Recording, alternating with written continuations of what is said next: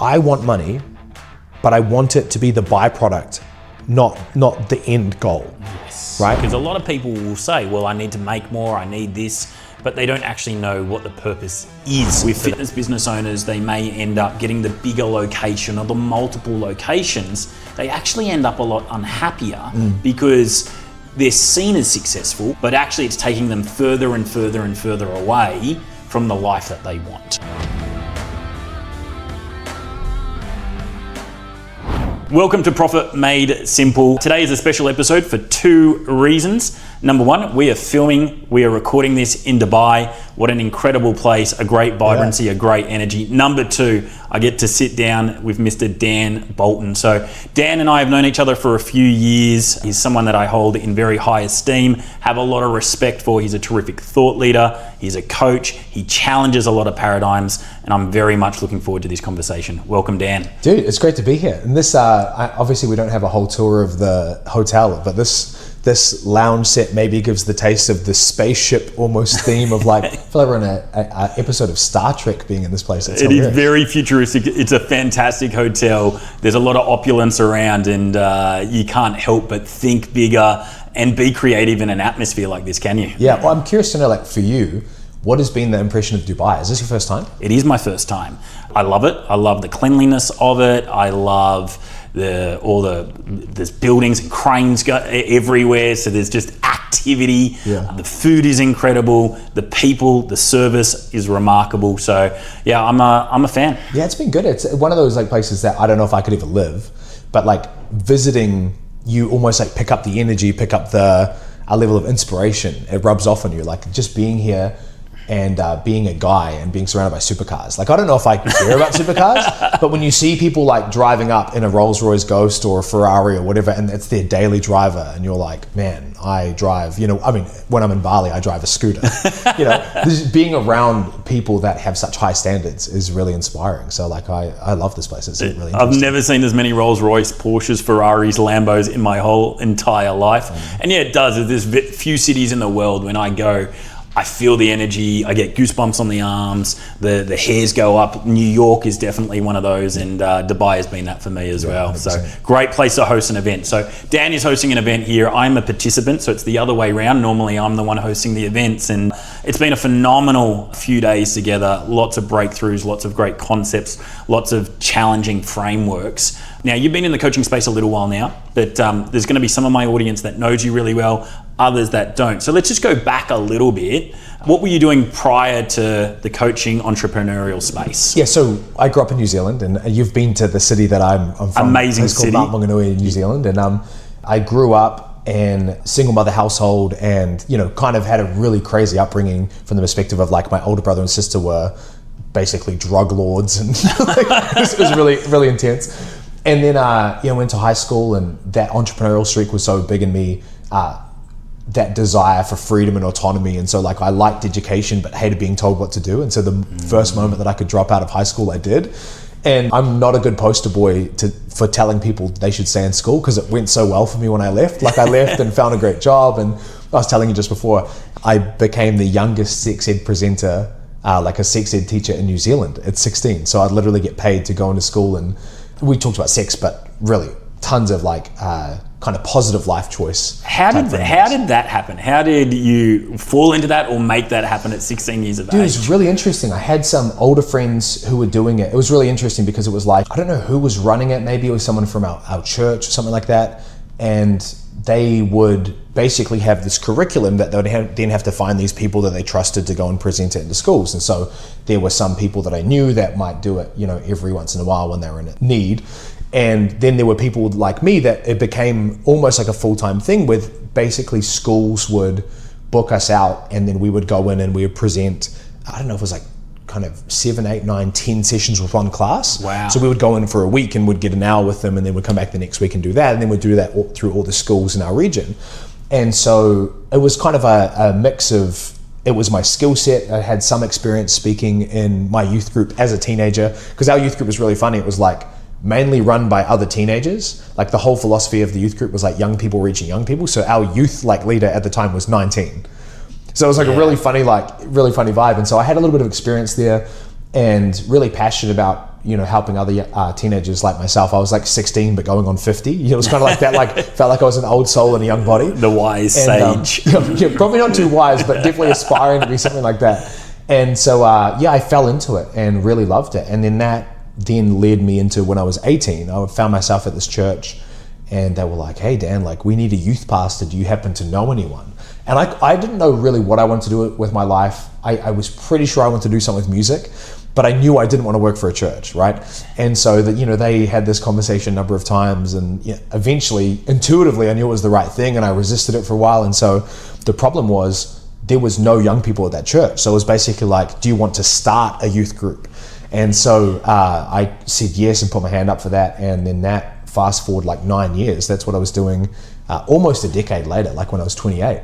And that's, my wife and I ended up doing that, and we ended up going from having no teenagers to having a few hundred teenagers, and then overseeing basically everyone up to 30 in our church. So when we finished that up, we're overseeing like 700 people, which was really, really incredible, really hard. Like it's interesting because everyone has different impressions of church. Some people grew up in it, some people didn't.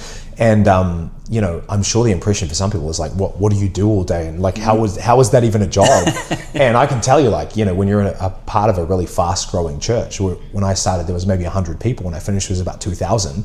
And we were in a city of 100,000 and a peninsula of like 30,000. So it was really fast growing and intense, and we were always under resourced. And so we were putting in big hours. Like I'd say that was where I learned a work ethic. I didn't have a work ethic at all before I kind of found myself in that role. And so when I was mentioning to you, I dabbled in entrepreneurship and like kind of entrepreneurial things throughout that time.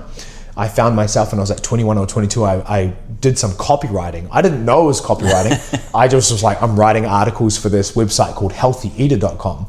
And I was big into like lifting weights, and I was doing CrossFit and powerlifting and learning about if it fits your macros. And so I wrote for them. And that really didn't last because I had to just keep working more and more in the church. And so my Kindle at the time, throughout that decade was like filled with business books, when I probably should have been learning about spirituality or pastoring. I was learning about business, but I thought that was my life of I was just going to apply business to church. I thought I would never have the opportunity to do business. I literally looked at my life and thought I was going to be a pastor, and kind of how it works is like, it's like any business, like a church, where you work your way up the levels. Like youth pastoring is maybe an entry level thing, and then you get trusted with the adults. And so we thought we were going to eventually start our own church and do that forever. But leading into 2018, we kind of intuitively felt, okay, there's a shift, there's a change. We feel like we're supposed to do something. And I thought I was just going to get a job somewhere. And so I was like waiting for this job opportunity that might pop up, and the universe is going to conspire, and I'm going to have an invitation at some point. And it never came. And so we finished on April 16th, 2018. And the next day I was like, well, so you had no plans at that point in time? Literally no plans. The only plan was we need to finish up. Yep. And then we're trusting that there's going to be something else. And so no one hired me, so I decided to hire myself, And so at that point, my news feed on social media was filled with kind of two guys, Sam Ovens and Ty Lopez. And they were both talking about this idea of consulting, and Ty was talking about running ads for people in social media marketing and things like that. And so I didn't know how to do any of that, apart from I'd used youth group Instagram to market to teenagers why they should come hang out with us on Friday instead of go out to parties. And so I just decided to hire myself and kind of find my way through this. So I bought some online courses and figured it out. And the evolutions over the next few years was basically just building upon that skill set. So the first business I had was running an agency, and that was an agency at first for everything for everyone. So in the first month, anyone that will pay me money, I will take it. Bro, literally, like if it had anything to do with digital, I was like, that's my jam. I'll figure it out. Websites, ads, so that was, SEO, you so name that was it. Literally everything. Like, so in the first month, it was like I was managing the social media for our local grocery store. Yeah, wow. And then I was building a website for a construction company. I was running ads for a vehicle financing place. I was actually coaching a personal trainer on how to get clients using Instagram, working with a realtor. And so it was very scattered for the first 6 to 9 months. It was a shotgun approach. There was no niche or offer. It was like, you need help, I'll figure it out. And then over time, that skill set became really obvious that I was really good with Facebook ads, and I was really enjoying working with this particular coach that I was working with, and he was working with nonprofits. Mm-hmm. So we were kind of using Facebook ads to get people into a webinar and book a call with his sales team, and then he would, kind of make his offer. And so I really focused down on like, how do I help more of those people? And so we became really well known for running kind of a really specific funnel to kind of acquire clients for coaches and experts. And then over time, we had a lot of people that wanted to work with us that couldn't afford it. And so then I was like, well, what if I teach them how to do it themselves? So it was a very natural evolution. It wasn't like, I want to become a coach now. I was like, well, people can't afford to pay us what we charge to do it. Yeah. So let's just, and then how that evolved was then I was working with people who wanted to run ads, but then when you look at their business, you're like, oh, well, you're not ready for ads. You need to fix your offer and you need to get good at organic marketing. So then I had to get good at those things to then teach it. And then naturally evolved to where we killed the agency, and then we were able to scale that coaching offer from zero to hitting a $347,000 cash month 16 months later. Absolutely wild. There's so much there that I want to unpack. Yeah. There's and you can see, looking back, probably not at the time, but looking back in retrospect, you can see how each experience served and led to the next. And you said you had it as a young boy. It was innate that you had this intuitive feel to be entrepreneurial, and you had this conflict at school between entrepreneurial creativity and teaching or learning. Mm-hmm. How did you feel? Like, how did that manifest itself? Yeah, it was really interesting because like when I grew up with my mum and I had older siblings, I was given so much freedom. It's kind of like, when I imagine now, because we have two kids, we've got an 8-year-old and a 5-year-old. When our 8-year-old was born, it's almost like they're covered in bubble wrap and you're just terrified to be a parent, and feels like it's so risky. And then when the second one comes around, it's like you go do whatever you want. So I was child number 3, so like the grip was pretty loose by the time that I was a teenager. And then we had a really odd living arrangement where we had a house that had a self-contained flat. So I was 15 and I had my own like downstairs lair. So it was like a room and a lounge and a separate bathroom and a separate kitchen. And so I really developed that sense of independence really early. And then I was also into music. And so I would go and play shows with our different bands that I was a part of in different cities. So it was a type of thing where I would tell my mum what I'm doing this weekend, right? So it's like, hey, mum, I'm going to, Hamilton or Auckland, which was an hour and a half away or 2.5 hours away. And then she'd give me, $20, and then I would jump in someone's van that she didn't know and I'd go off and do this. And so I'd have this hyper independence in my life, and then I'd rocked up to school in my uniform and I had to be at class at 8:50 and then go to the next. And so it was a very odd, like I was almost like living as an adult, but trapped in a child's life, trapped in a teenager's life. And it felt so suffocating. And I just wanted independence. And so what led me to dropping out of high school was I was friends with a guy who was a year older, and it was September of, I think it must have been 2006. And he's like, dude, I'm going to drop out of school and just jump into summer early. Do you want to join me? And I was like, bro, absolutely. That sounds cool. He's like, bro, we can skateboard every day. We can. And so from the idea, like I obviously didn't like school for a long time, but from the idea of I'm going to drop out of school to the reality of it was like 24 or 48 hours. And my mum dropped out of school when she was 15 because that's when she had my older sister. So she didn't put out much of a fight. She was like, are you sure? And I was like, well, you dropped out when you're 15, and so I'm 16, I'm gonna drop out. I'm doing it. And so that's kind of what led to that. And so I didn't identify it as entrepreneurial like tendencies. No, I didn't know anyone in my life. I didn't even know that word. I didn't know anyone in my life who ran a business. I just knew that the idea of living my life where other people were going to control what I did with my time felt really suffocating. And anytime I had independence, it felt like me. I was like, oh, this is what I'm born to do. This is what I want to do. Autonomy was one of your core values back then. Control was one of your values. And we'll come back to this because it's interesting uncovering that, and then how you've designed your life today, which is so counterintuitive to a lot of what is sprouted by many, many coaches and gurus. The second thing that I found fascinating is your experience in the church itself.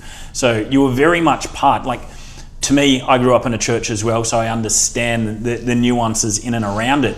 And in many cases, it is a business. You have to raise money, you have to have budgets, you've got payroll, you've got team, and your customers are the parishioners, right? And you're trying to scale and grow that. And so for you, there would have been countless lessons just being part of this fast growing vehicle, and just seeing now all of a sudden I've got a team and I've got to learn how to manage, I've got to learn how to communicate, I've got to learn how to lead, I've got to now compel people to actually come, and not only come, on Sundays, but come to the socials and bring their friends. I'm part of this vision, and I'm seeing this vision just unfold before my eyes. So what were some of the skills that you learned through your experience in the church itself? Yeah, like so many. Like, so one of the things that first comes to mind is like, when I first started hiring people in my business, there is a challenge because you've got to, like if they're full-time with you or you have a big portion of their week,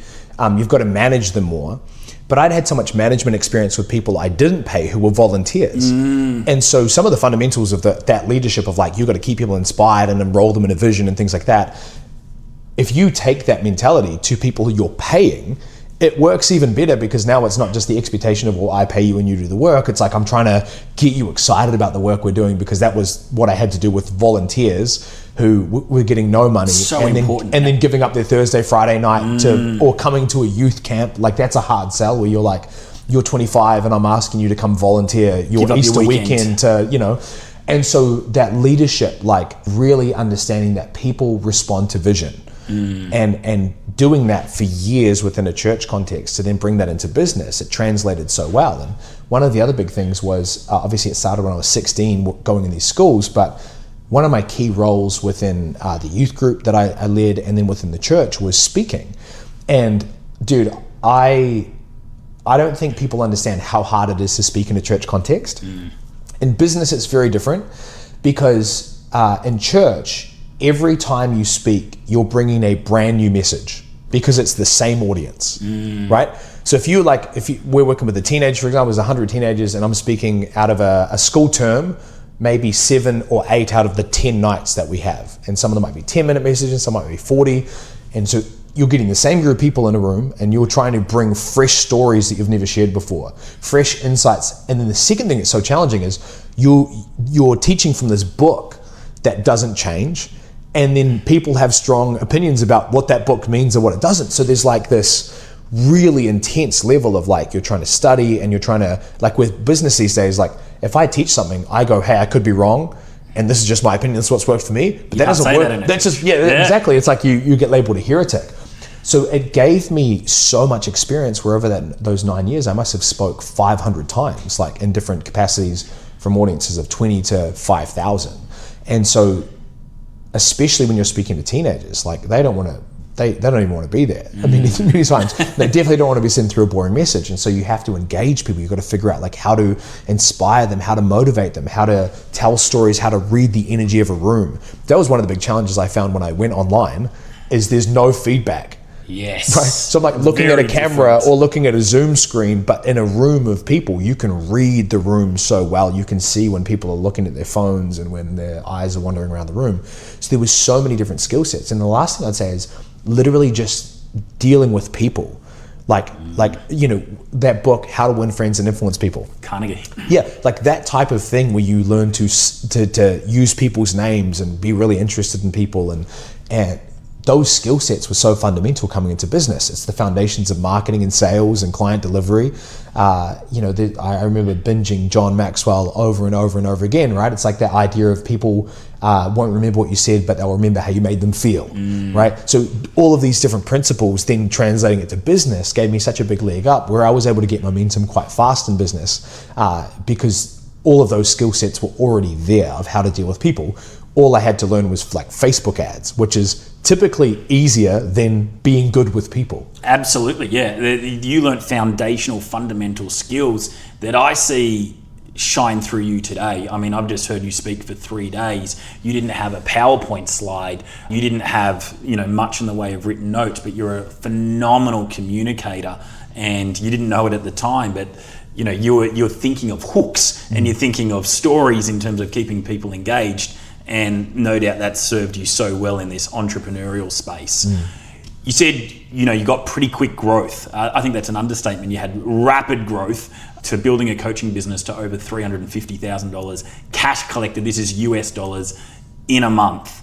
What did you learn through that experience? Because I know not all of it was good. Like people would go, oh my goodness, that is phenomenal. What an amazing result. I'd like a business like that. But you're very open and you're like, it was obviously phenomenal to have that level of growth and breakthrough. But on the flip side, I had actually created a bit of a monster that I didn't want to be, you know, I didn't want to take part of anymore. Yeah, I mean, so many lessons, but there's one main lesson that stands out throughout all of that, which is when I first started in business, I had obviously spent a lot of time in the church environment. I had known what had worked for me in terms of what my skill sets were, what they weren't, right? So like administration and all of that kind of stuff was not my thing.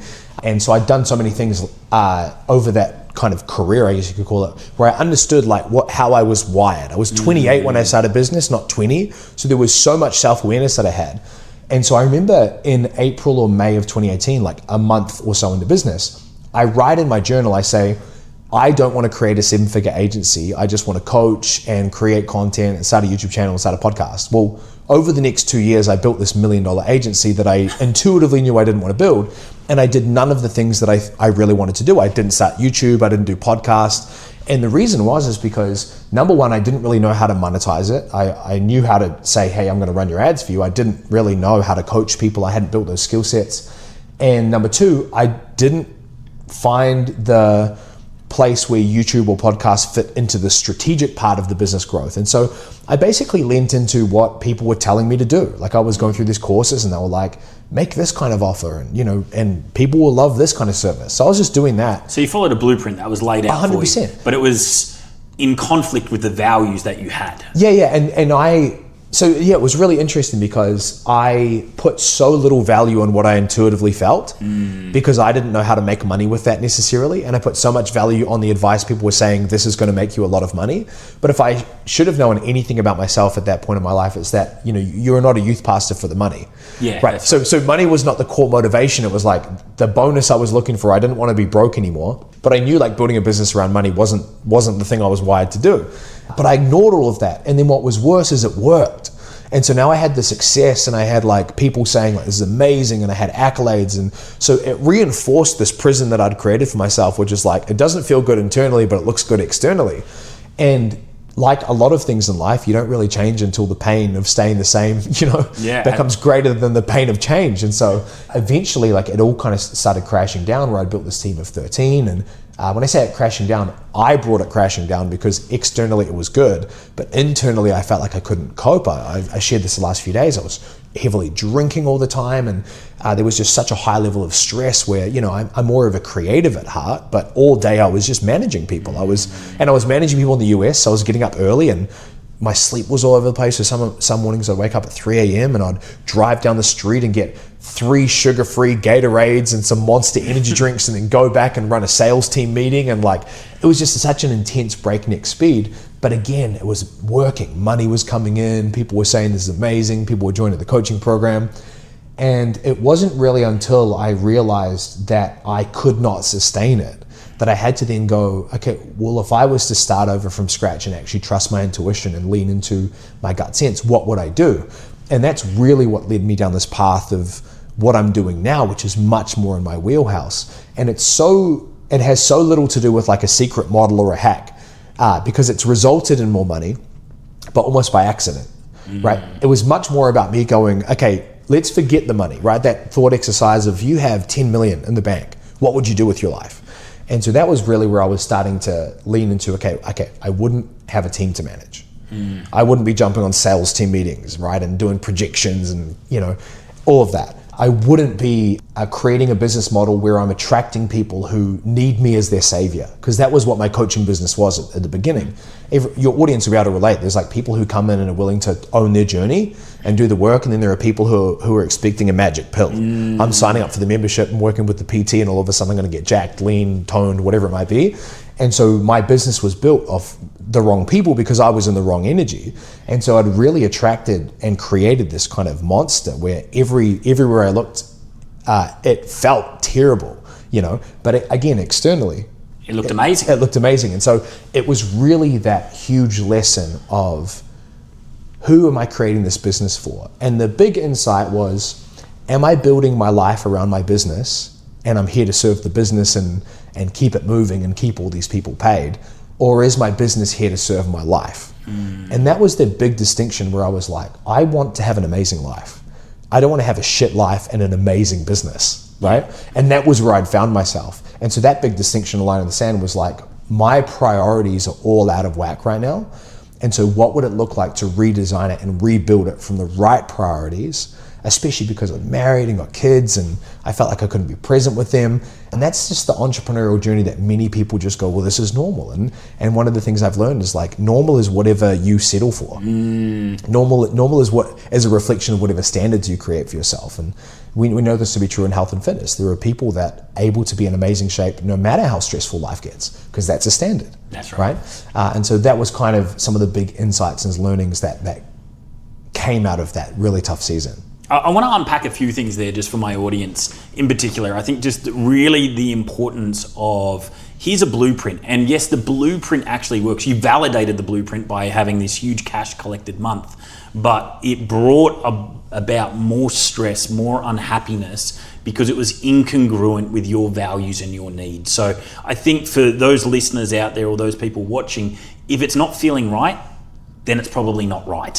And you need to take heed of that. And I see that with fitness business owners, they may end up getting the bigger location or the multiple locations. They actually end up a lot unhappier because they're seen as successful. You know, they're scaling and they've now got bigger teams and more revenue coming in, but actually it's taking them further and further and further away from the life that they want. And so I just want to shine a light on that. Now, at that point in time, that would have taken a tremendous amount of courage to say, I'm pulling this down. This is no longer aligned with who I am and who I want to be. And I want to make that very distinctive switch. I want to make sure that business supports my life. It's not my life.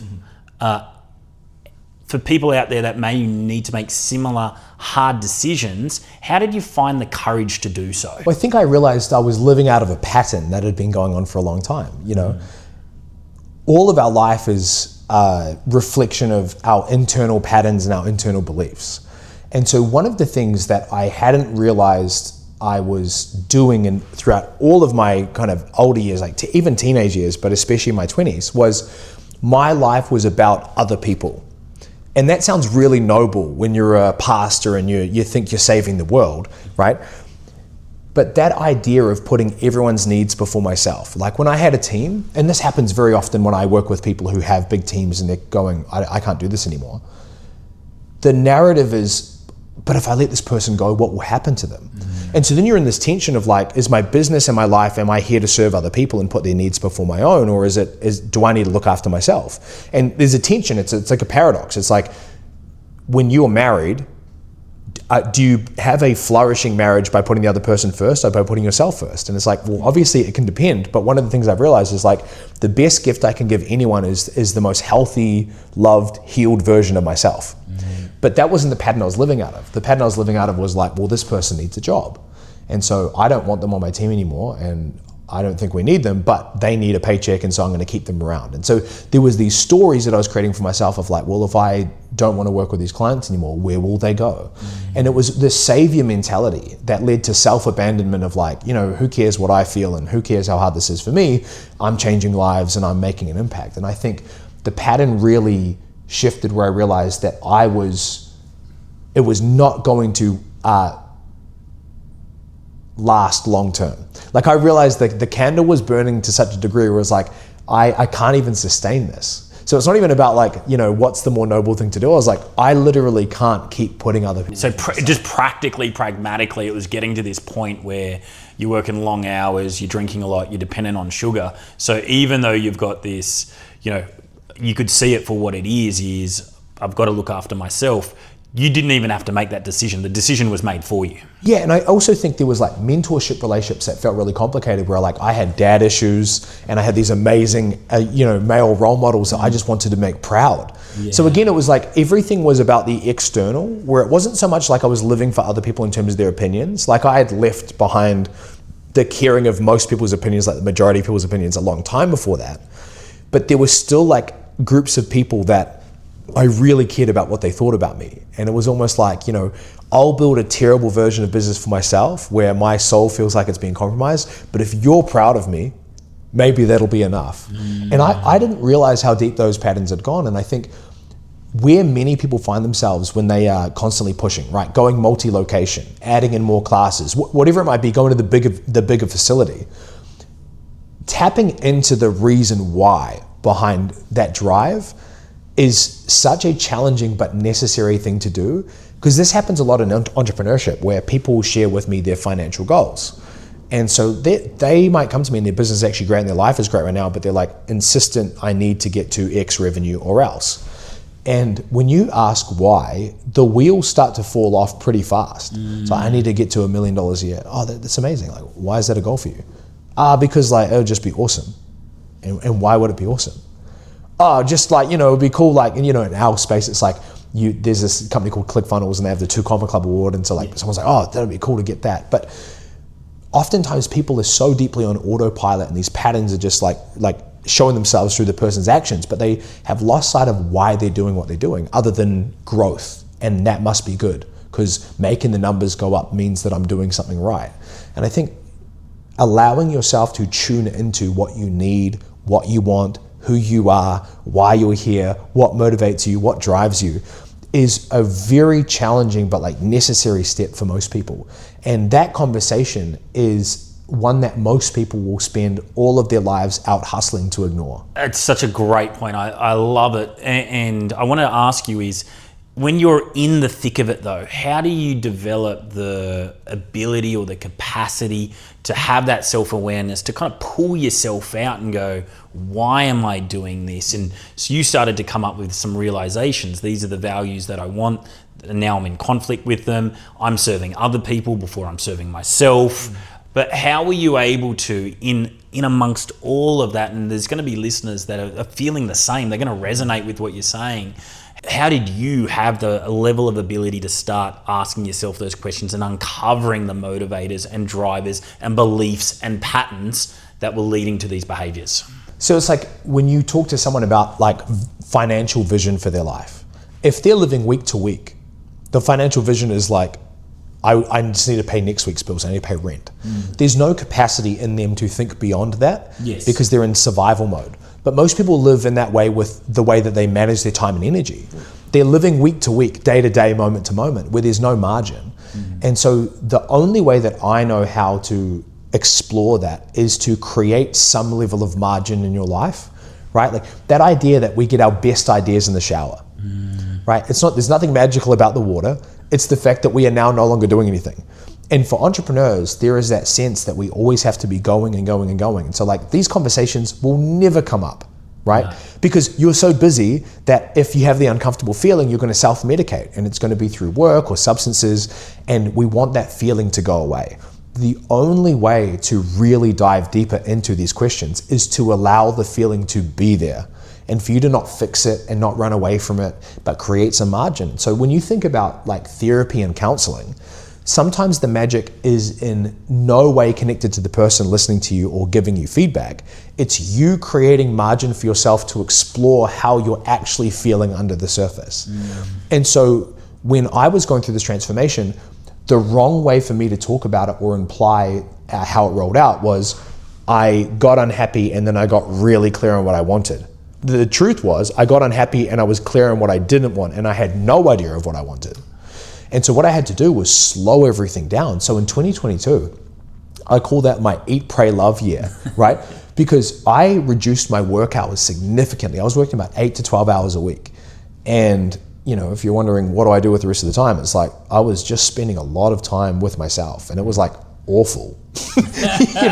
Like I'm like in LA and then we go to Mexico and there were some amazing times in there, but honestly, it was just like being with myself felt horrible. It was like this person that I didn't know anymore and I didn't know what I wanted. And so, dude, I spent like most of that year just walking. And that sounds so funny, but like I knew I had to be with myself and create the margin to get clear. And I think most of us are so deeply on autopilot that like when you slow down, like I've coached thousands and thousands of hours, right? Zoom calls in person. Sometimes people will say they want something and then you kind of let it sit as they say it. And then I've had people tell me, this is the vision for my business. And they say it with utter conviction. And then the next week we get on a call and they're like, as I said that last week, it dawned on me, I don't want that at all. In fact, I want the opposite. I've had people be like, I'm going to build an empire. It's going to be epic. We're going to do this, this, this. And then the next call, they're like, I just want to have a simple business and spend time with my family. But that awareness only comes by really sitting with, is this what I really want? Which sounds so odd, but like, isn't it crazy that most people are pursuing goals that they've inherited from someone else? Yes. They want to make the $1 million because that's the marketing hook.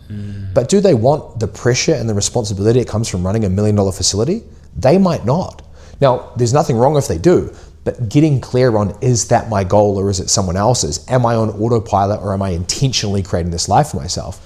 Is such an important piece of the journey of entrepreneurship. Because to your point, everything works. Absolutely. Right? Like, let's think about fitness. There is no one training modality or one diet, right? No. When it comes to facilities, there's no one model that, like, dude, there's Pilates, CrossFit. I was talking to someone last week about High Rocks, right? It's like this new thing that I'm not even aware of, right? There's so many ways to make money in the fitness space. And so naturally, there are going to be people who rally around certain ideas as if it's the only way, because maybe that's what they were brought up in. Like maybe they started out at a PT at a facility and then they see the model and that's all they're exposed to, so that's all they believe is going to be possible. But everything works, but not everything works for you. And so that challenge around like, what is going to support me to create the life and the business that I want, that's going to help me have the both money and time and energy freedom, is really, really important. Because again, most people are unconscious as to why they're pursuing what they're pursuing. And typically it's some like, and you know, it's not even an inherited goal. Sometimes it's a response where we're running from something, right? Why do we want more money? Because we tried no money and that felt awful.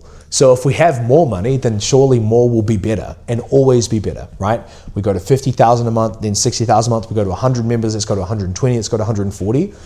And there's this emptiness that we're running from, right? Are you familiar with the Mexican like fishing village analogy with like the CEO meets the Mexican fisherman? I have heard the story, but let's tell it for our audience. I probably won't tell it really well, but I'll try and remember it perfectly. It's like there's a story of like this big shot CEO from New York and he goes to a Mexican fishing village. And so he meets this fisherman and the fisherman officers take him out. And so they go out and they have this fishing experience that's amazing. And the fisherman's like, you know, this is great. I'm going to go have a nap and hang out with my kids and da-da-da. The fisherman's like, you know, the fisherman, the businessman is like, oh, well, you've got half the day. Why don't you take more people out? And then he basically walks this Mexican fisherman through like the business plan of like, you know, right now you spent 3 hours with me, but then if you did 6 hours, you could make twice the amount of money. But then you could also get someone else running another boat, and then you can go through and then you can build out this empire, and then you can go like multinational, da-da-da, and then one day you can IPO and da-da-da. And then the fisherman's like, you know, and then what else? And then he keeps creating this like narrative of like, you know, this is the next level that you could get to. And then eventually peaks out and the guy's going to make millions and millions of dollars with this idea.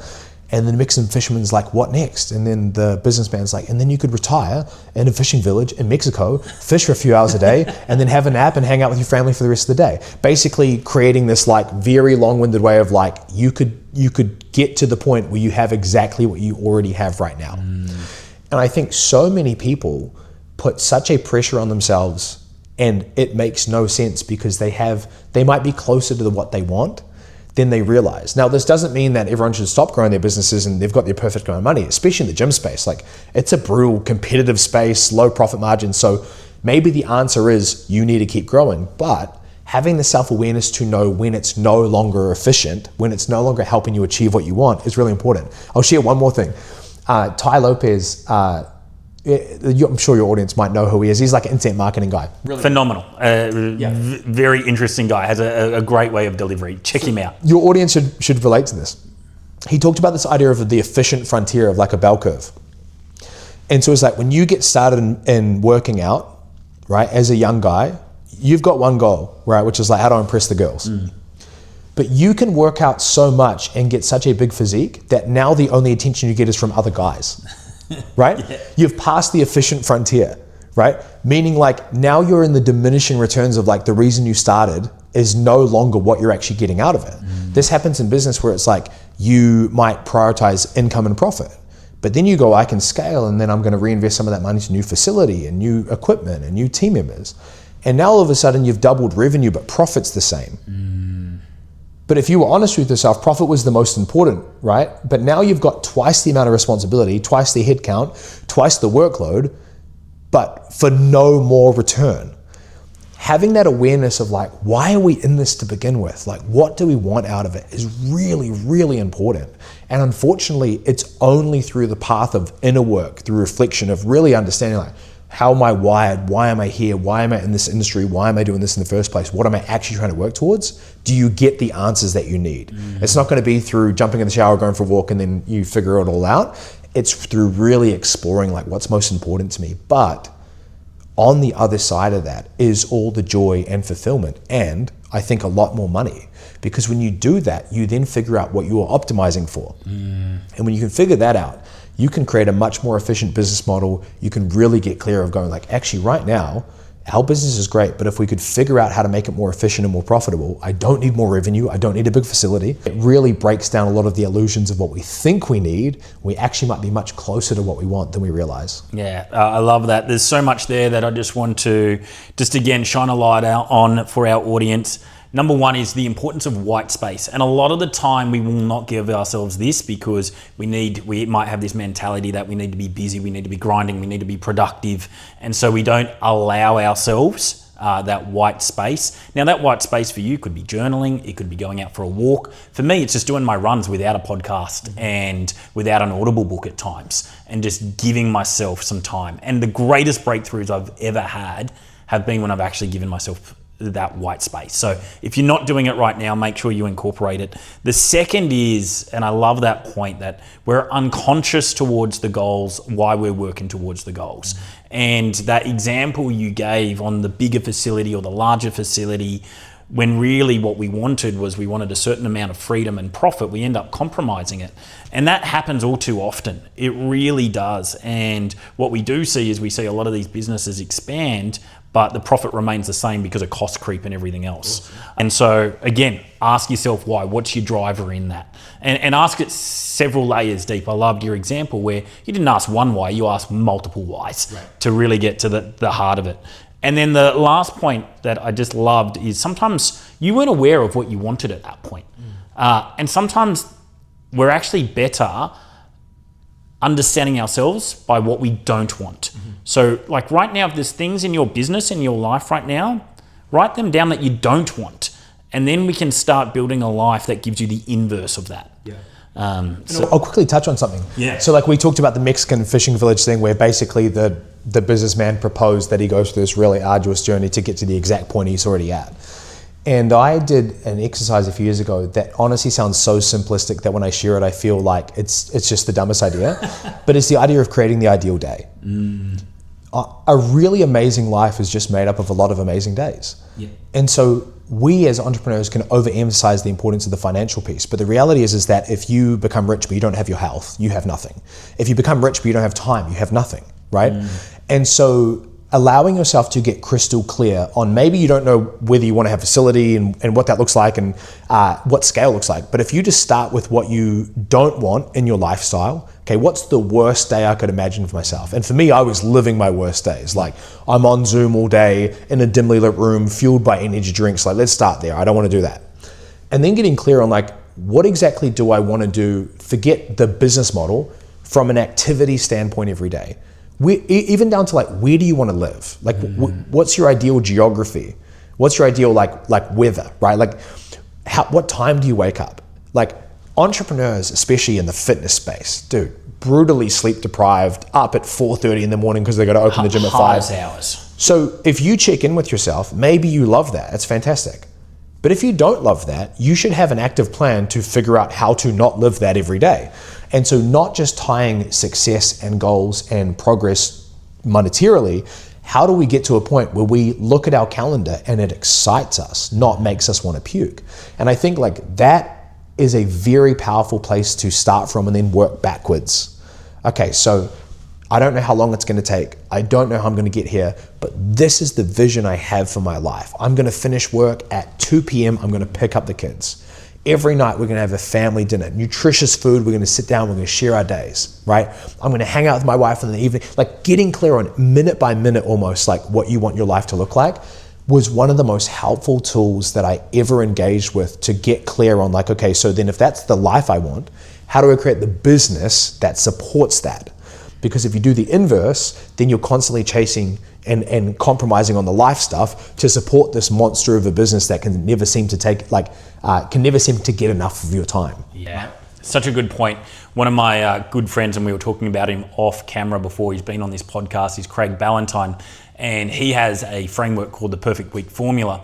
And he says, first put in all the things that are most important to you in there, because as business owners, we'll do the opposite. So I've got to put in my training sessions, I've got to put in my sales calls, I've got to put in my marketing time and my Facebook ad creation. He said, no. First you put in what's most important to you. Is it a date night? Is it time with your kids? Is it taking them to school? Is it picking them up? Is it going for a walk on the beach? Put all of that in first, because often we'll do the opposite. We'll kind of go, all right, I'll do everything, and whatever's left, that last 10 minutes of the day or 30 minutes of the day, I'll end up doing what's for me. No, we're going to put that in first. And that's going to be our constraint in terms of how we build our business. Then we build our business around those, the most important big rocks that we want.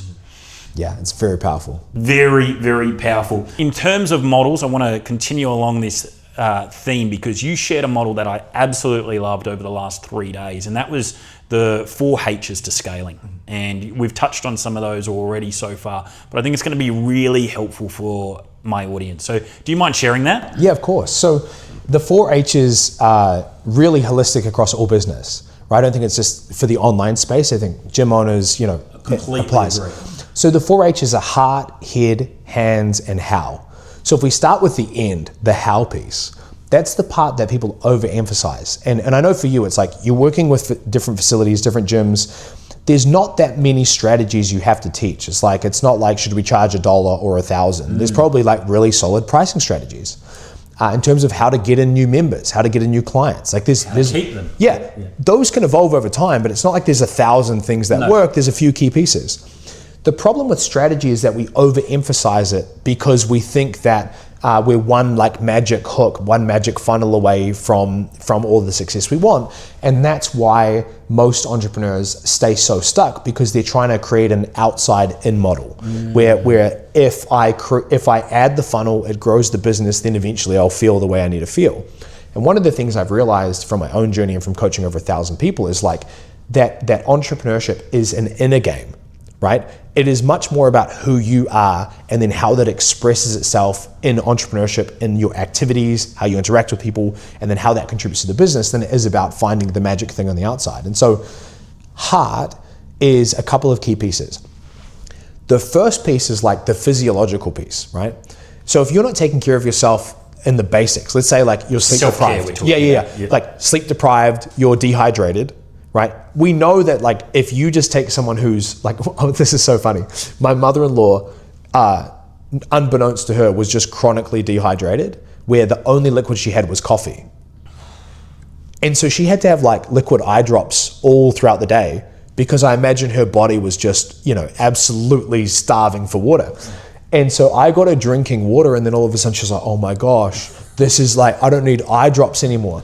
But I could only imagine the many symptoms that she must have been facing. It sounds really simplistic, but like, it's not about just having a 6-pack. Like, I don't have a 6-pack, right? But getting your health to a place where your nervous system is regulated and you're in a place where you're not emotionally reactive, you're not constantly kind of drawing from an empty well, but you feel like you actually have high energy in all of your exchanges. It's a very, very important place to be as an entrepreneur, because most people can overreact. They can be angry, they can be bitter, they can be resentful, but many of those things just come from their physiology, right? Tony Robbins talks about changing your state. And so sometimes it's like, what is it? I don't need to go and change my life. I just need a handful of macadamia nuts, some sex, and a nap, right? And so some of the things like we think we have an existential business crisis, and just reality, we're just really sleep deprived. We need to look after ourselves. And then connected to heart is this idea of the emotions. We need to figure out how to regulate ourselves in such a way that business is not this huge like up and down, right? How am I feeling right now? Amazing, because retention's really good, churn's low, revenue's high. Yeah, and then, oh my gosh, my life is falling to pieces because I just had high churn and someone leave. And you have to figure out how to master your emotions. You have to figure out how to master this inner game where you are strong, you're confident, you're reliable, you need to become the leader that people feel like they can rely on, that is not subject to the highs and lows of business, and then therefore you're riding that. It sounds really simplistic, but that is the foundation of being someone who in a sales transaction can be trusted, as a coach can be depended upon, right? If people sense the shakiness, you're constantly all over the place because you are not looking after yourself, because you are not, you're maybe not doing inner work, right? Where there's like stories that you haven't resolved within your past. There are relationships that are tumultuous and chaotic that you are not addressing, right? And that might be on your team, it might be your spouse, whatever it might be. That's the heart. The second part is the head, right? Henry Ford just simplified it really easily. He just said, like, if you think you can or you think you can't, you're right. So like, how hard is it to train someone in the gym who has the narrative like, I'm big boned, my metabolism, my thyroid, whatever it might be. Some of those things might be true, except for the big bones, right? But they have narratives that are going to impede their journey at every step of the way, right? And so your ability to work with someone who is already set up going, this is not going to work for me, I've tried it all, is even if they somehow surprise themselves with results, they will sabotage and go back to what they believe to be normal and true for them. As entrepreneurs, we have to examine our psychological state, because if you believe that growing a gym is hard, that your market is saturated, that no one's going to pay these prices, these can seem like little thoughts that just bounce around our head, but that expressed through your actions will determine what kind of results you get in your business growth. And so if you show up to sales transactions and you're thinking like, man, I don't know if I've got the right pricing, it's pretty expensive. It's gonna, how much conviction are you bringing to that sale? None. Exactly. And so like that idea of how your beliefs reflect in every transaction goes through all of entrepreneurship, right? If you really believe that no one can grow $1 million gym in your market, you will never grow $1 million gym in your market. And so the psychological piece of entrepreneurship is such a big part of the game, right? Tony Robbins says success is 80% psychology, 20% strategy. So this idea is you have to figure out where are your beliefs holding you back. And it's not this easy journey of like you find it and then you go, that's a dumb belief, I'm going to find a better one. But it starts with the awareness. You have to watch what you think, watch what you say, and watch what's happening in your mind when you're going through this journey of like, you might believe, this is a very common one, good people are hard to find. You are never going to build an amazing team of people, of A players, and retain them if that's your inner narrative. So becoming aware of those pieces is some of the most important entrepreneurial money-making work people could ever do. The temptation though is that, let's just focus on the funnel because that's the easier, more tangible thing. But the psychology of the operator is the thing that's really going to determine how possible any of what they're working towards is. The third piece, so it goes head, heart, hands, is skill set. And so we talked about like the skills that I came into entrepreneurship with, and I really underestimated how powerful it was to kind of almost be in the dark for 9 years, working in a church, not really thinking I was highly skilled because, there was no monetary, like I was at my peak, I was making like 35,000 US, maybe like 30,000 US. And I was working a ton, and there was no reflective like skill set that created real world wealth or, anything like that. So I really underestimated how ready I was for business. But the skills that we have are the variable for whether or not a strategy will work. So like in our space, it's like, hey, we should create content. Yes. And so you can give people the posting strategy and hey, you should start a podcast. Well, the variable is like, is the podcast good, right? Are you any good at it? And I think in entrepreneurship, one of the most empowering things you can do is identify the skill set deficits that are holding you back. So I mentioned in passing that $350,000 a month. 4 months previous to that, we'd been stuck at about 120, 130,000 a month, which sounds like a great place to be stuck at. But when you're stuck, it's a terrible feeling. Like when you've been there for a while and you don't know why you're not growing. And so I really isolated through some mentorship that I was receiving that the place I was stuck was I just wasn't good at managing people, and specifically the sales team. So I paid like $25,000 to get coaching around this and learn the system. And then every day I did all the work I didn't want to do. I reviewed the sales calls. I met with the sales team every day. I really developed my level of leadership. And then 4 months later, we go from 130,000 a month to 347,000 a month. We didn't really change the offer. We didn't find a secret funnel, right? It was a skill set deficit that was holding me back. As entrepreneurs, we have to not just find the right strategy, but apply the right skill set to execute that strategy. And so you can fake confidence, but you can't fake mastery. And so really becoming aware of where we are lacking, where we are holding our teams back, where we're holding our gyms back is so key, because oftentimes we focus, like this is very true in working out. Typically people with a strong body part just continue to work that body part. That's why you have such strong imbalances. Yeah. Like dudes with like no delts and huge biceps, right? And so we typically gravitate towards the things that we're good at, that we like, or that we've got some kind of competency in. Problem with that is that like if you are getting a ton of members in because you love marketing, you want to spend more time marketing. The problem is that's not the bottleneck if churn is the big issue. Product and results are no good. Exactly. And so, but the temptation is to go where we enjoy, right?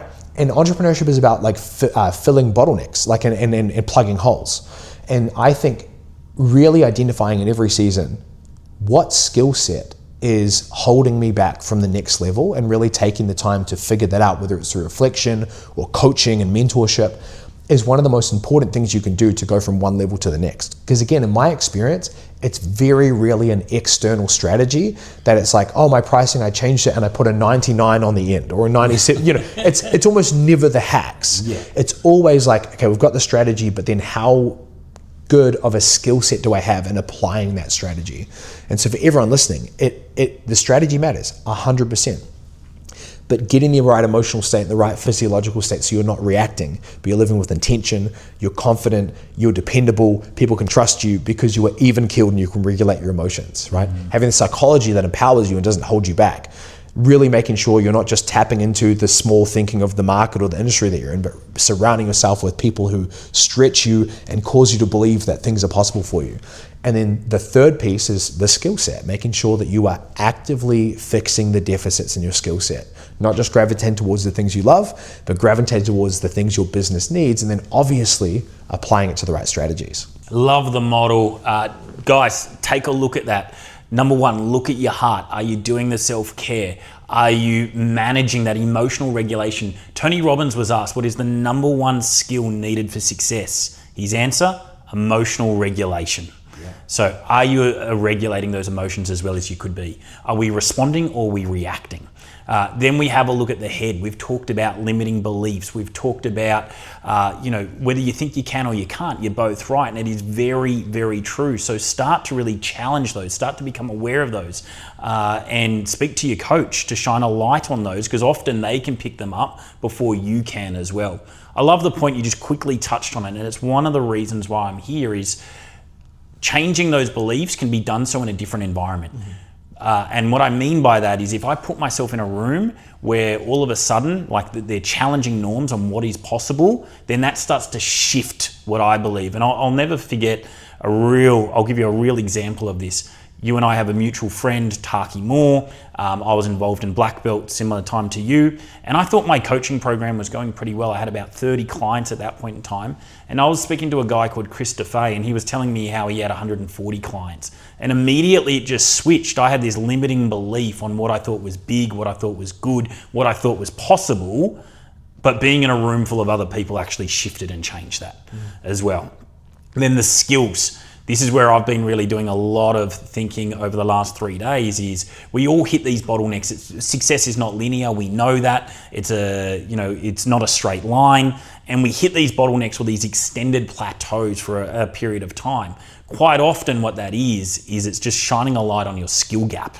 And it's like, all right, well, what skill do I need to develop so I can execute that strategy? And then the strategy is the last piece. Thank you for sharing that, mate. I absolutely love that. One of the things that you and I are very aligned in is around what we tell ourselves around money. And you and I were jamming around Secrets of a Millionaire Mind by T. Harv Eker, and I've shared that book with my audience multiple times, and I'm almost making all my coaching clients read it these days. What led you down that path into really, exploring your relationship with money, but now helping other people do the same? Yeah, I had a really interesting relationship with money most of my life, and the relationship was it's never around. It was like the absent father, And so when I grew up, my mum was on the benefit of welfare for a number of years, and then she got a job, and we didn't really have much money. And then when I got my first job when I was 16, everything that came into the account was spent. Right, and so I had like very few expenses. I was living at home, so I remember making about $250 to $300 a week as a 16-year-old, and rent was $50, and I had a moped, and so gas was like $3, and then I'd give some money to the church, so that might take me up to like $89 a week. So then I'd have like 200 and something free as a 16-year-old. So I had 40 pairs of shoes. Right, like, dude, I would wear my money or eat my money. But what I'm trying to say is I had no money habits. No one had taught me saving, investing, nothing like that, right? And so when I got into the church, there's all sorts of thinking around money in the church, right? There are people that are switched on and make a lot of it and are really generous, and there are people who are really scared about it, just like most of humanity, right? And so we didn't have any excess money, right? Like there were weeks where it's like, how are we going to pay rent? It was crazy.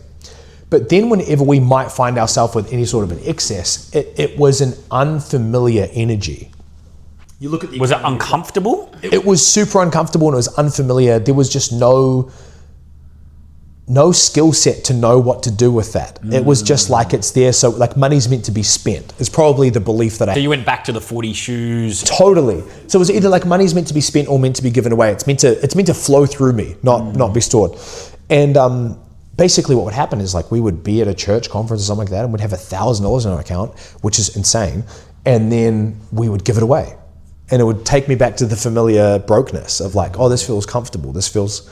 And so one of the things that I'll quickly touch on is like everyone has a wealth set point. It's like a thermostat, isn't it? 100%. And so I'll give you an example. I had a family member who was dating someone and they lived in New Zealand, and they were truly living in poverty. Like not like they didn't have much money, but like the house that I went and visited them at was like all the windows were broken. Their toilet didn't work. And this family member who was dating this guy, his mother passed away and left them $20,000 in her will. So what any of us would imagine you do with $20,000 when you have a house with no windows and the toilet's broken is you'd fix the windows and fix the toilet. Well, these guys bought an Audi and a drone. Not only that, within a week the Audi was crashed and the drone was lost. Now that's obviously an insane, like, how do we... It's similar to the lotto winners. There's literally the next thing I was going to say, which is that there's kind of two aspects of this. It's really hard to understand unless you've lived it, but we're all living it all the time. There is an energetic side to money and a skill set side to money. And the challenge can be we overemphasize the skill set. But you look at something like lotto and you go, well, someone gets $1 million, or like in America's case, they have some insane like multi-$100 million things. And the statistics, I don't know what it is, but it's the majority of lotto winners lose all of their money. And one of the things I've realized is obviously there's a skill set. If you've never had a habit of saving, then you get a bunch of money, you're not going to hold on to it. There's that aspect. If you've never run a budget, right, that's a skill set. But also with money comes a lot of responsibility, and it's really hard to understand until you have made more, where it's almost like an energy you have to carry. And if you have not built the inner strength to carry that, right? Like if someone was to deposit $100,000 extra in your account or $1 million, many people, even if they could just leave that money there. They don't have to do anything with it. That's right. But they would be up at night thinking about it because it is such an unfamiliar feeling. And so we all have this level that typically, like if I survey people all the time, more or less, have you had roughly the same amount of money in your bank account the last year? And of course, there are some people who have grown money and some who have lost money, but the resounding majority are like, yeah, I have. Like, how did you know, right? As if that's not a human thing. And it's because it's the same with emotional regulation, the highs and lows, and we're looking for that consistency. What most people do is they find that level of comfort, right? And it's different for everybody. It might be due to your upbringing, how much money you've just comfortably earned.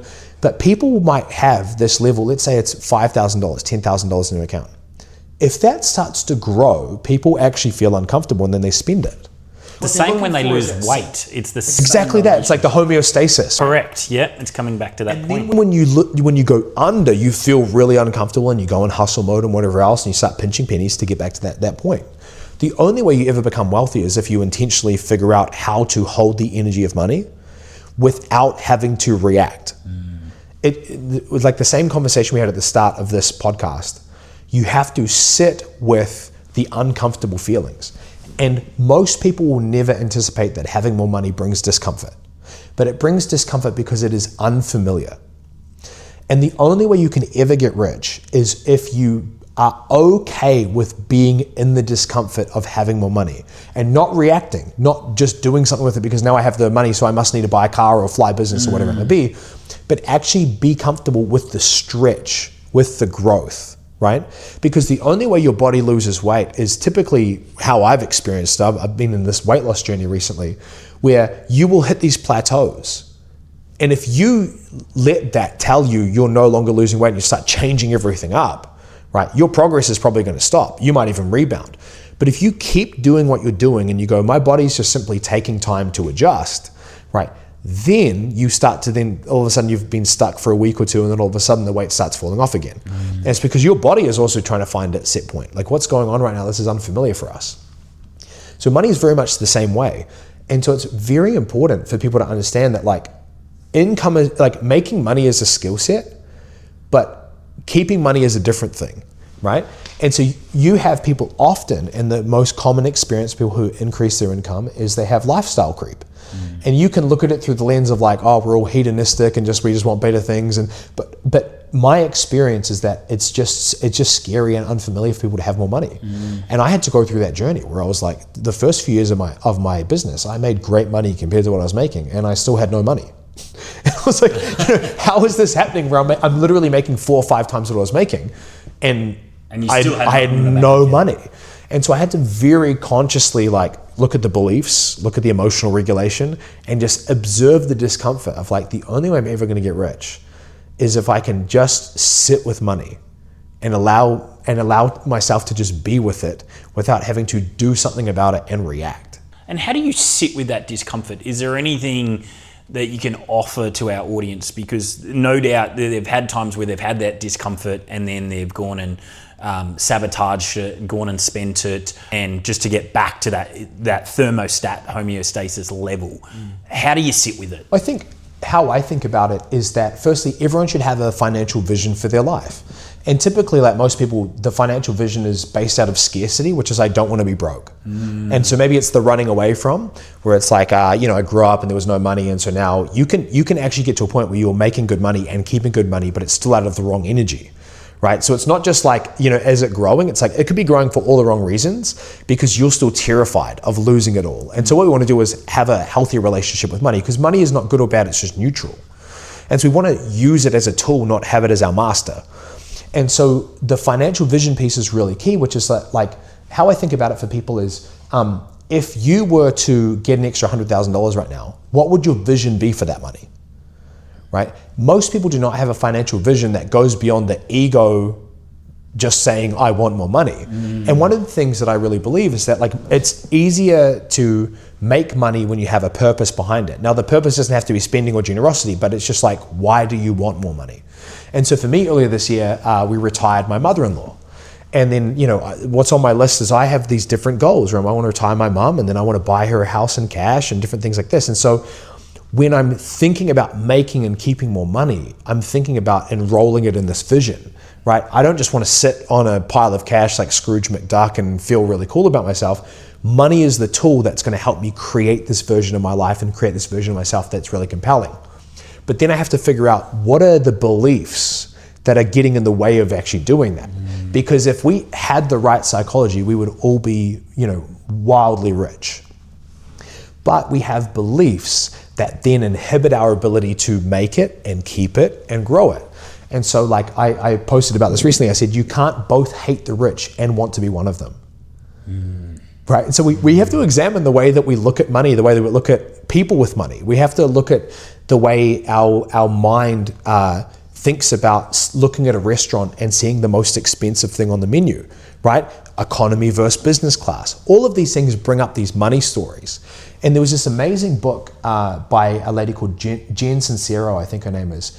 And the book is called You're a Badass at Making Money. And in the book, she provides this exercise that I've been doing with clients for about a year now, which is this idea of writing a letter to money as if it's a person. I love that. There's a lot there that we need to unpack. Particularly the vision piece is very important, because I'll give a real world example of this. I had a client, and we were moving, but we were moving pretty slowly. And then I asked him that question. I said, why are we making money? And he's like, good question. He goes, a few years ago, I wanted to buy my mum a house. And I said, well, why has that changed? I said, let's have that. That's the vision for your money.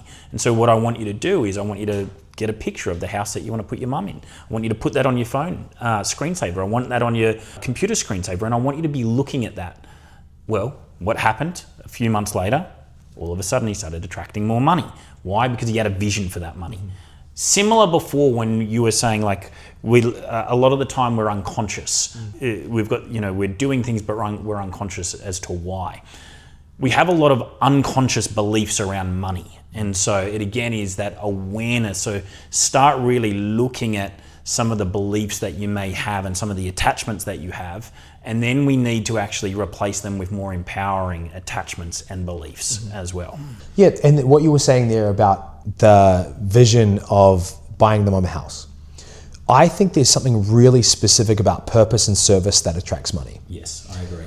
If we look at any of the people we look up to in the business space, there are obviously people still just doing it for money, right? But the people that we're most attracted to, that we most want to model, that that have the most attractive energy, like forgot about money a long time ago. And now money is this beautiful byproduct of a life they would want to live anyway. So I'll never forget the story of Tony Robbins, where he, I think one of his companies went public one day. And so he made $600 million in one day, something like that.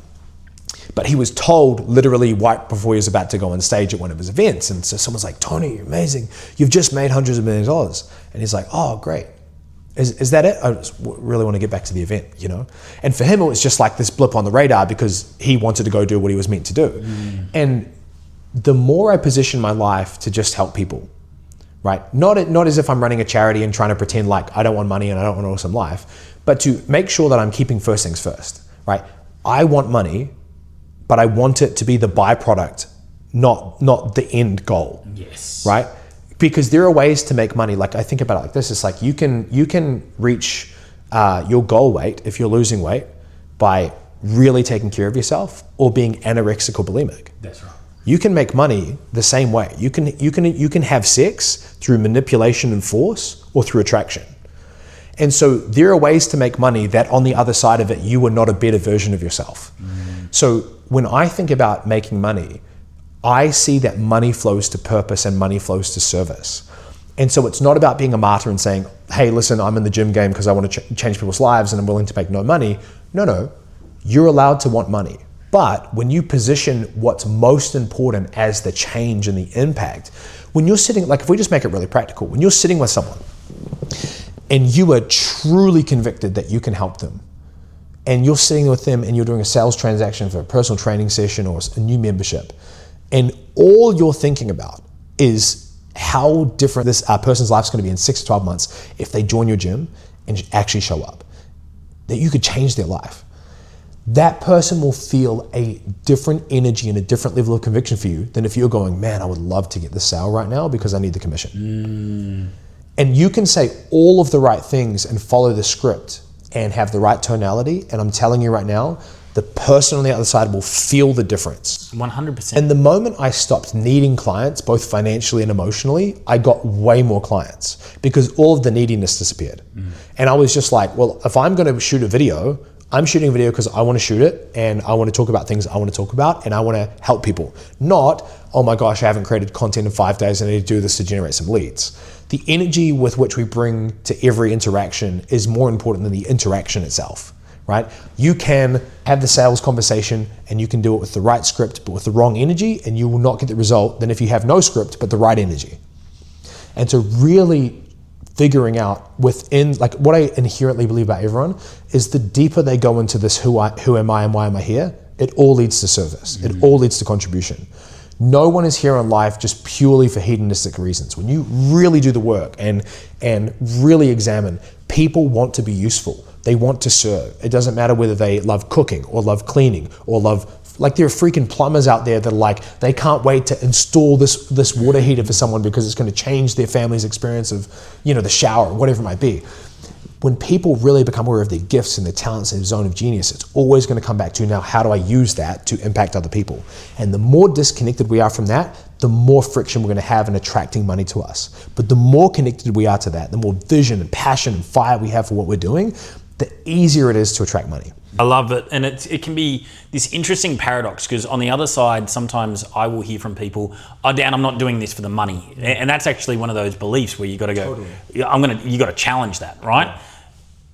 It doesn't need to be absolute. It's not either or. It's like, hey, like you're in a place of service. One of the big things that I say prior to any call is high intention, low attachment. Yeah. My whole intention in that conversation is just to serve, is to listen, is to problem solve. I have a low attachment to the outcome itself. My intention is not to just listen to the person and solve problems. Yeah. The attachment is not, I want to take their money. They can feel that energetically, and more often than not, it's going to end up them being a client. So now all of a sudden my intention is producing lots of clients, which in turn is obviously helping me attract more money. Well, and this is the funny thing is that I love this subject, but I tried to work with people and I didn't charge them anything. So I truly tried to embody that energy early on of I'm not in it for the money, because I had this service oriented mindset. And one of the things I realized was that people, there's that saying of people pay money and they pay attention. And so I had this $1,000 course that I was selling, and I was making really good traction, we were getting good results. And then I had people in my life that were stuck and wanted to make money online. And so I just gave it away. And in the kind of membership area, I can track people's progress of how much they've gone through. I did this about 4 or 5 times, just hey, I'm just here to help. I don't want the money, I don't care. And firstly, almost no one consumed it. And of the people that consumed it, they didn't get any results and do anything with it because they were not invested. Yes. So here's what's really interesting is that if you had a gym and you were it's a free membership and you didn't care about the money and you embodied that, people would not get results. They would not care to the degree that if they're paying. And so what's really beautiful about this is the more you want to impact people, the more you attract money, because people need to give something of what they value to actually care about the transaction themselves. So it's not about charitable, non-charitable. It's, if you really care about people, you will charge them money. If you really care about people, you will have prices that reflect the types of people you want to attract and the commitment level that you need from that person. But you don't need to focus on it. It's just simply a beautiful byproduct of what happens when you try and serve someone. Love that. That is magnificent. One of the things, just to switch gears, that I love about you, Dan, is that you challenge norms. You challenge certain acceptable paradigms, and you create, you pretty much zig when a lot of people are zagging, right? And some of the things, that you've challenged is, you don't need a big team. You don't need to do sales calls. How do you foster that kind of thinking where you do start to question these paradigms that are widely accepted? I think for me, and I think this is true for everyone, I think it's not something I have to cultivate. It's just innate in me. And so I had to work hard to fit into the box. And so when I was working my hardest, it was when I was doing what other people would told me to do. So it wasn't the opposite where I had to work really hard to then become original. I think everyone is so innately different that the uniqueness is inherent in us when we're listening to our intuition and being the person we're supposed to be. And the fitting into the box and the conformity happens when we're afraid of being who we're supposed to be. And so the more that I have leaned into who am I, why am I here, how am I wired, and I've stopped trying to be a shit copy of Alex Hormozi or any other person, the more that it's come across really contrarian, the more that it's come across really original. But all I'm doing is going, but what's the version of business that Dan Bolton's meant for? Yeah. And I think when people really embody this, they will realize what I've realized, which is authenticity is the biggest business edge you could ever experience. When you create a gym facility and you're simply trying to copy the gym down the road, or you visited a gym in Thailand or the US or whatever, and you go, we're going to do that, and we're going to build this equipment and things like that, you can absolutely achieve success like that. But if you want a cult-like community, you want die-hard members that stay for years, you do a boot camp, they're the first to sign up, right? You open a personal training, they're the first to be there. That only comes from a sense of connection. That only comes from a leader who is fully embodying like their authenticity. And so everything people want is on the other side of leaning into who they really are, being a voice, not an echo. And so when you think about being helping your community get fitter, you're probably not the only gym in the area. So you can either be a shit version of someone else's gym or be the best version of your own. And I think a lot of people struggle to do that because they don't trust that if they do that, people are going to want to work with them where it's going to work, because it's really terrifying. I can follow the blueprint that someone else has given me, or I can follow these weird intuitive senses that I have that I'm supposed to do it like this. But I think like all of the great innovations, all of the great kind of leaps forward within health and fitness always come from people being contrarian, naturally flowing from who they are. Like one of the common examples that I was thinking about this last week is Arnold and Mike Mentzer. Are you familiar with Mike Mentzer? I'm not, no. Dude, Mike Mentzer's jacked. So he was in the era of Arnold, and some people would say that he even had a better physique than Arnold. And Arnold's training philosophy was like 3 to 4 hours a day, and Mike Mentzer's was like an hour a week. So his whole thing was like, we're going to go in and we're going to do extremely low volume to absolute failure, focusing on it's like concentric and eccentric, yeah. Really, really slow. So when he was training clients, it might be a 20-minute workout, and then we're not going to touch that muscle group for like 5, 6, 7 days. He got phenomenal results, right? The point is not be Mike, don't be Arnold. It clearly worked for Arnold as well, right? And then he also created a massive shift within the industry. The point is that different people are going to resonate with different things. So don't create the gym for everyone, right? Don't try and be the Planet Fitness that it's just like, we're going to build a business model off the fact that no one's going to come and they're just going to never cancel. You want to create a gym that's reflective of your personality and your skill set. That's the gym that people want to be a part of. They don't want to be a part of some generic, like the same as everything else. And so I remember joining a CrossFit gym in my early 20s, and it was so interesting. It was like 3 dudes, all ex-army guys, and it was like so brutally hard, but it was exactly what I needed and exactly what I was drawn to. And it was different than anything I experienced in every other, like you go to whatever the Planet Fitness equivalent is in our city. It wasn't just the CrossFit, because I then, when I was traveling around the world, I'd go to different CrossFit gyms and I'll go, whoa, same workout, different environment, different culture. And I think the cultural piece is a really, really underestimated part of what attracts people, what keeps people. Is that when I think about the clients that we've had fly from all over the world to be in Dubai, some of them, like this is my 5th event, some of them were here for the 4th event this year, where they've flown to Tokyo and LA and Bali and now Dubai, because they simply want to be in the room. I've had clients that are with me now for 5 years. They're not here for a secret funnel, right? They're here because there's something about who I am and the environment that I work to create that really deeply connects with them. So if you want to simply have a business that makes money, you can focus on all the things that every other business that makes money is. The problem is it's really hard. You've got to work really hard. There's a high churn rate. You've got to do a lot of convincing. But when you create a mission that's connected to who you are, that then creates a culture that people experience that goes beyond how good or how bad the facility is. Because you can have terrible facility and people will still come if that's their vibe. Some of the most electric gyms I've ever experienced had the worst, rusted iron plates type, but the electricity of the room, the people, the environment, there was something to that.